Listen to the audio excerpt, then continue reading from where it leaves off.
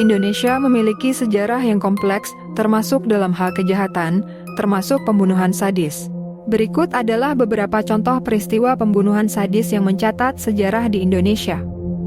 1. Pembunuhan massal 1965 sampai 1966. Pada pertengahan tahun 1960, Indonesia mengalami gejolak politik yang berujung pada kudeta militer pada 30 September 1965.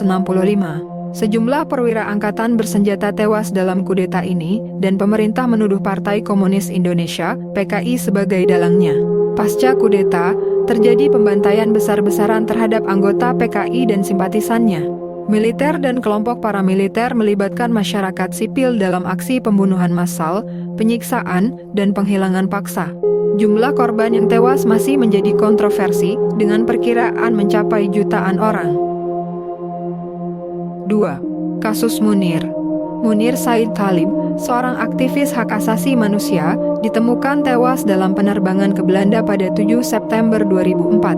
Otopsi menyatakan bahwa Munir diracuni dengan arsenik. Setelah penyelidikan yang panjang, terungkap bahwa Mujdi Purwopranjono, mantan Kepala Badan Intelijen Negara BIN, terlibat dalam pembunuhan Munir. Kasus ini menyoroti keterlibatan aparat keamanan dalam pelanggaran hak asasi manusia di Indonesia. 3. Pembunuhan Hotel Bali.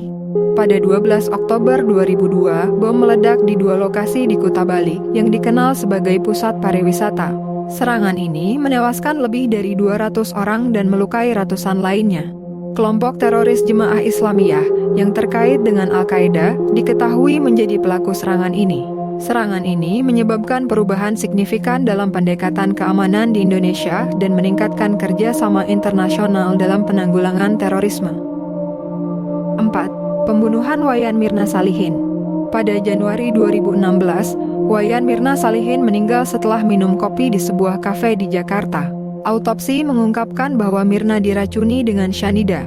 Kasus ini melibatkan perseteruan antara Mirna dan Jessica Wongso, seorang temannya yang dituduh sebagai pelaku pembunuhan.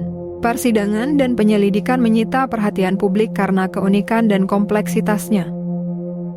5. Pembunuhan sadis di Papua. Konflik di Provinsi Papua terus berlanjut, dengan laporan tentang pelanggaran hak asasi manusia dan pembunuhan oleh pihak-pihak bersenjata dan keamanan negara. Kekerasan ini seringkali terkait dengan tuntutan kemerdekaan oleh sebagian penduduk Papua. Organisasi hak asasi manusia melaporkan adanya pelanggaran hak asasi manusia, termasuk pembunuhan dan penghilangan paksa, yang melibatkan aparat keamanan.